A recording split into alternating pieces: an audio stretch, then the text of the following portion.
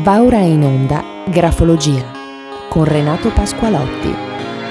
Impara a conoscerti dalla tua scrittura. Un saluto a tutti i radioascoltatori, a tutti i telespettatori. Renato Pasqualotti da Radio Conegliano, Veneto Globe. Da oggi cambiamo argomento.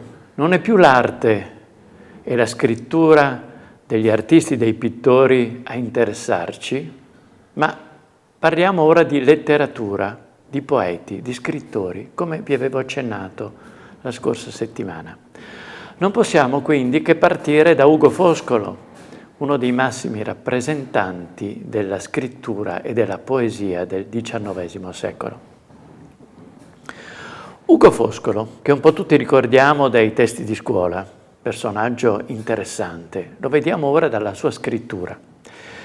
È nato a Zante, come tutti ricordano, un'isola greca che allora era territorio comunque della Repubblica Veneziana, il 6 febbraio del 1778, quindi del segno dell'Acquario. È nato a Zante, appunto, si è trasferito poi successivamente in giovane età a Venezia, come esule. E da qua comincia un po' tutto il dramma di questo personaggio. Niccolò Ugo, già un doppio nome, ha preferito poi passare come Ugo Foscolo. Morto poi a Londra il 10 settembre del 1827, all'età quindi di 49 anni. La sua è stata sempre una vita molto tormentata.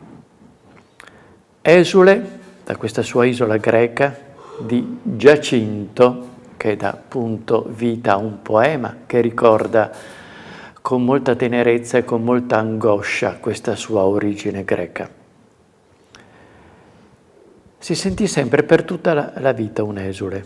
Fu oppositore degli austriaci e un carattere sicuramente molto turbolento, molto dentro il periodo politico, quindi sicuramente uno spirito combattivo. Ma lo vediamo dalla sua scrittura. Che cosa possiamo dire della scrittura di Ugo Foscolo? La scrittura di Ugo Foscolo trascrive esattamente il suo spirito tormentato. Lo vediamo quindi andando a analizzare i caratteri della scrittura. Troviamo una scrittura che ha dei segni di rigore, se vogliamo, quindi una buona tenuta del rigo, una buona incisività delle aste, sono tutti segni di fermezza, come pure di angoli B, cioè angoli che si trovano al vertice della lettera. Questi segni che vi ho elencato indicano quindi una grande forza di volontà che lo ha sicuramente sempre assecondato, ma è stato anche il suo grande limite, perché la sua scrittura, che appunto dimostra l'angolosità, la reattività, soprattutto per l'angolo A che troviamo alla base, che sta quindi a indicare una sua incapacità di adattamento alla realtà, era sicuramente uno spirito basato sul contrasto, sulla reattività. Infatti di questo il nostro Girolamo Moretti, il creatore, se vogliamo, della grafologia italiana, dice di lui una intelligenza quantitativamente acuta, e questo lo sta a dimostrare la scrittura piuttosto stretta di lettere, angolosa. Qualitativamente però la dice urtata, avida, avara, con qualche segno di originalità. La sua originalità però nasce dal contrasto e sembra che abbia il gusto di argomenti contraddittori e quindi è portato proprio alla contraddizione, cioè alla incapacità di adattamento. Sicuramente questo è stato un po' il motivo della sua poetica, se vogliamo, di contrasto, di grande passionalità, tanto che proprio per queste caratteristiche dei segni, se noi andiamo a vedere nella biotipologia, troveremo sicuramente il bilioso di Ippocrate. Se andiamo poi avanti nella caratterologia morettiana, troveremo i segni della resistenza e dell'assalto. Se andiamo poi a cercare nella poetica e nello studio del filosofo Le Sen, troveremo sicuramente che Ugo Foscolo fa parte dei passionati, parasentimentale. Che cosa vuol dire questo? Vuol dire che tutti i segni della grafologia, della scrittura di Ugo Foscolo sono portati sicuramente alla reattività e all'azione. È un uomo molto attivo, combattivo, lo troviamo soprattutto dagli angoli, dall'angolo A.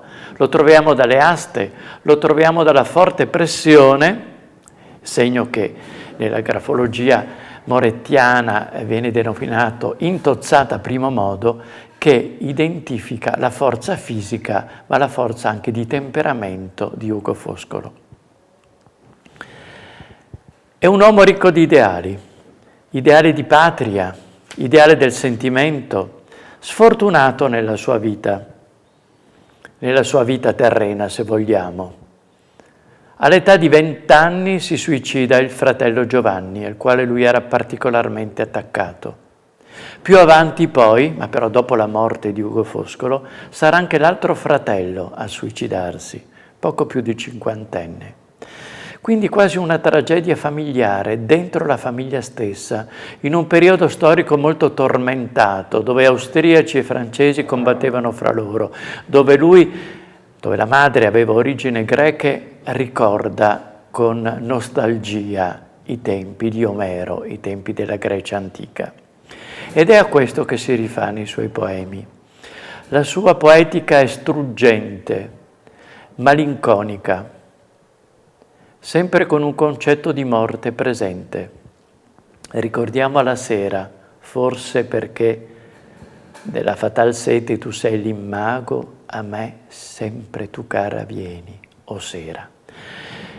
Ricordiamo il poema I sepolcri, forse la cosa più importante che lui abbia scritto, quando con l'editto di Saint-Cloud Napoleone vuole portare all'esterno via da tutte le chiese le tombe. E lui vede in questi sepolcri la storia. Se noi vogliamo portarla in termini più moderni, mi ricorda un po' Spoon River di Masters, cioè quella storia che riporta dalla lapide un po' i precedenti, la vita delle persone che sono state sepolte. E per lui sono le origini, le parti più importanti che noi dobbiamo ricordare e rispettare. Ricordiamo poi che quando è morto Ugo Foscolo a Londra nel 1827, poi le sue spoglie sono state trasportate proprio alla chiesa di Santa Croce a Firenze, dove lui poi ha dato origine al poema dei sepolcri. Abbiamo visto figlio di un medico di vascello, un modesto medico di vascello, quindi le origini erano piuttosto modeste, innamorato sicuramente per certi aspetti della vita, ma una vita combattiva, una vita piena di sofferenze e di attività, innamorato di più donne, ma con le quali non è mai riuscito ad avere una relazione sentimentale, amorosa, serena.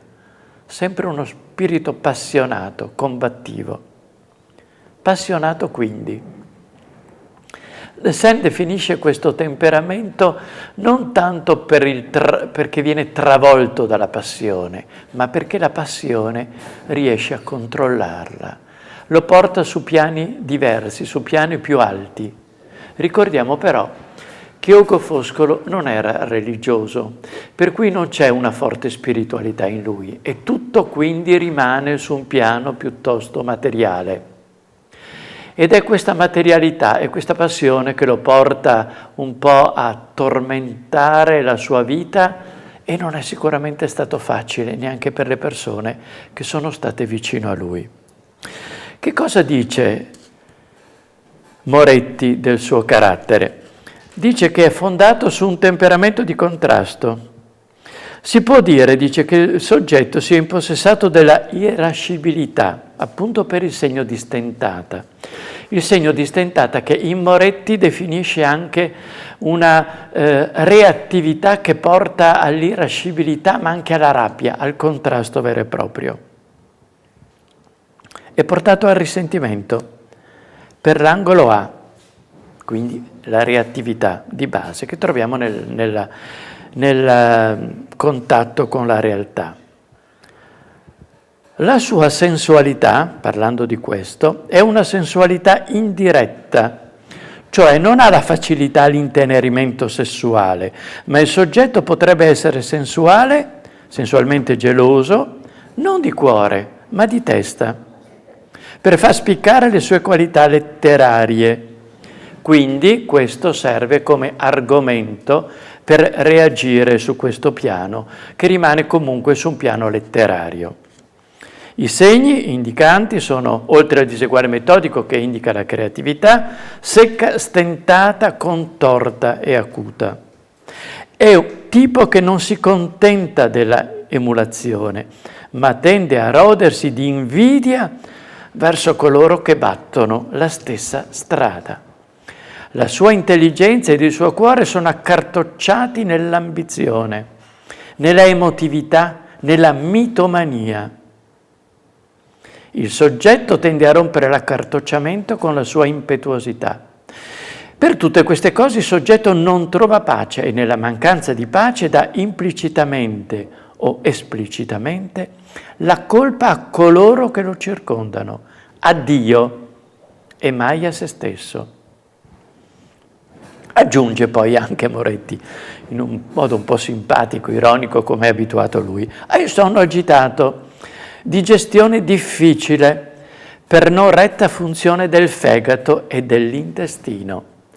Allora, i problemi del fegato e dell'intestino li possiamo trovare proprio nel fatto che questo personaggio è tendenzialmente un personaggio bilioso.